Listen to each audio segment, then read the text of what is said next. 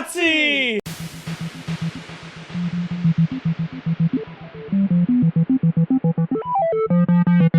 So how do you build a character? I usually start off with the mechanics. I pick my class, then my race, then where I want my stats to go, and then after I've kind of decided what the mechanical concept is, that's when I come in with the backstory. Cool backstory. And how did this person become from just a straight 10 stat common person to a champion of whatever story. Whatever it is, right? Yeah.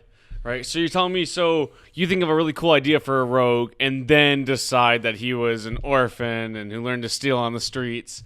That all comes, is it secondary necessarily, or is it just step by step? It's just as important to you. Yeah. Oh, I think the story is more important, but just like the kind of optimization geek in my head thinks, okay, so if I'm going to tell this story about this character, I want him to be as badass as possible. Right. So this is kind of the path I want them to go down, starting right now. How do I get them headed down that path? Right.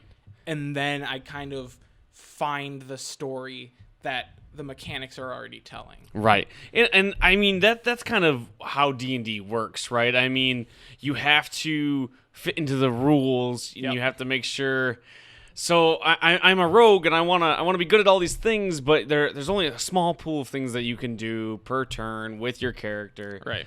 And I think that's why I favor more generic or more role-playing games like GURPS, just for example, just because you can customize your character to any whim. Yep. So what I normally do is I build the character story first. Yeah. I come up with a sick idea for character and then go, okay, shit, what mechanics can fit into this? Yep. Recently, we wanted to build a Daredevil character, Yeah. which is almost impossible with D&D, let alone 5th edition specifically. It's stressful, right? At best. I mean, you can build a dual weapon fighter, but then he can't have any of the dexterity bonuses really that like a monk would get or a rogue would get. And there's no bludgeoning weapons No. that let you dual wield. At least in a maximized sense, Right. you know what I mean? Right. Like to get the best out of your character. So we went with monk, but monks don't wear armor. So you have to take a feature and let them wear light armor, but then he can't use unarmored movement, and then there's no reason to use a billy club because I said my billy club's combined into a staff, and it was like, well, staffs give you a D8, and the billy clubs only give you a D6. So why would I ever use the billy clubs? You wouldn't. And then you start going down through all of the weapons, and everything is the same.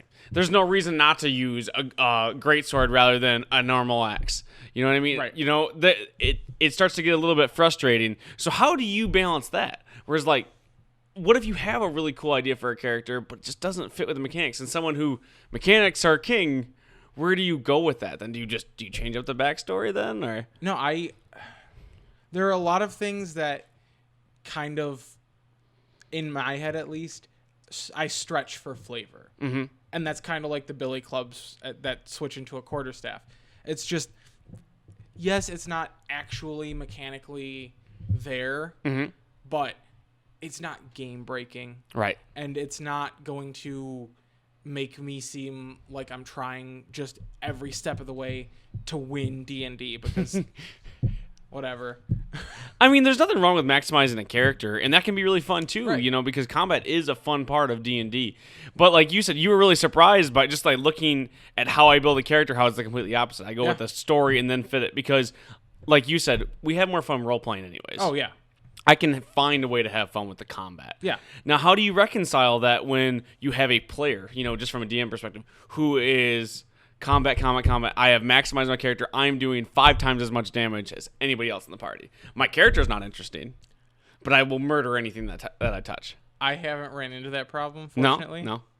But I'd probably say just your play styles don't fit or don't match. Because when you're playing D&D, you have to kind of match what the party wants to play and what the DM wants to run. Right. If a DM wants to run a combat-heavy, super realism game, and the party wants to do a high fantasy roleplay, they can do it together, but it's not going to be super satisfying for either party. Whereas in our situation, it's like everybody kind of just combat. We can just do some cool stuff and get back to the role play. And see, that's why I think I like my approach, and not just my approach is better, just why I prefer mine is because I go and I make an interesting character, and then I build mechanics that are sound and useful, but also fit my character. Yeah. I'm not the best character, I guess. If you were to look at a hit chart, I'm not going to be doing the top DPS in our region. Yeah. You know what I mean? But I will still be effective. Like I said, my Daredevil character.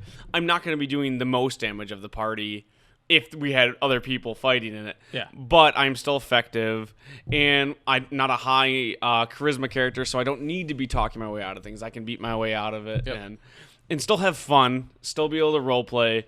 And I have come across those characters who are just like, well, I don't really care what my character does. He says, yes, let's go kill more things. And they roll 2d20 for their attack. You know? I mean, like, I've played with those people, and that's fun for them. And they usually are able to find a way to have fun in the role-playing segments. Yeah. Like, I had one friend who would just write Magical Missile of the Darkness on a whiteboard and wait for his turn to come back around, because he did not care what happened in the role play most of the time. So I mean, there's balance in there. How do you try to bridge the gap? How do you write your character, since you go full mechanics first? How do you then segue to the story? I think part of it is just coming up with why a character would have a thing. So I come up with, okay, I want this high elf to be a warlock who has training in athletics. Mm-hmm. I figure out how to make that happen.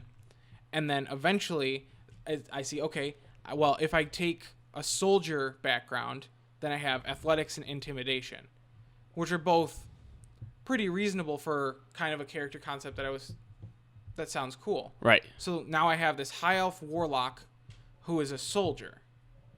So how do I get this high elf warlock to be a soldier? Okay. Well, elves have always been really tied to the Feywild. Okay. And what's the big bad of the Feywild that also ties in with Warlock? The Archfey. So then you just start... You use the mechanics as building blocks, essentially, for the story. So instead of them hindering or kneecapping you, they're actually the stepping stones for the story. Yeah, they're the building blocks of the story. Do you have more fun writing stories that way? Oh, yeah. Yeah?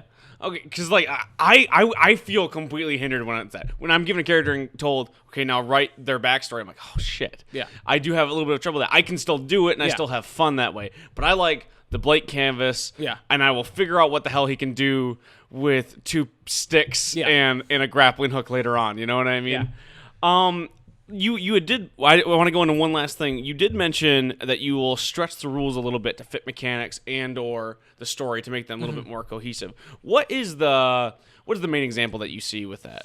I don't necessarily even think it's stretching the rules. It's stretching the flavor of the rules. Okay. So it's just like, okay, They're more like guidelines. yeah. Officially, there's no weapon that'll do 1d6 versatile 1d8 slashing damage. Mm-hmm. But maybe I stretch that rule because somebody comes to me with a really cool concept for a polearm with, or essentially a shortened glaive. Okay. So like Dave really wants to Like a naginata yeah, kind of thing. like a naginata. Okay. And that was like the first thing he wanted when he was building his character. He was like, I really want a naginata. And I was like, okay, there's nothing in the rules that will let you do that, but just find a blacksmith who's reasonably capable, talk to him, ask him about it, and then, oh, look at that, your quarterstaff suddenly does slashing damage instead of bludgeoning damage. It's not going to ruin the game by any means, but it does provide kind of that availability to come up with unique ideas or concepts without kind of shattering the mold of what D&D is trying to do. I gotcha. And I think, like you said, that's why D&D fits your playstyle a little bit more, is you can find the more wiggle room, whereas I just want to build it from the ground up. Right. And I think that's why I'm still able to have fun. That's why you're a good DM. Put in the comments below what you think about D&D 5th edition's character building flaws or strengths. and whether or not you like my hair like this, because I'm debating on if I should just cut it all off. He wants it like this. That's how I normally cut it. I normally just buzz it. We're the Cave Trolls, and we're out.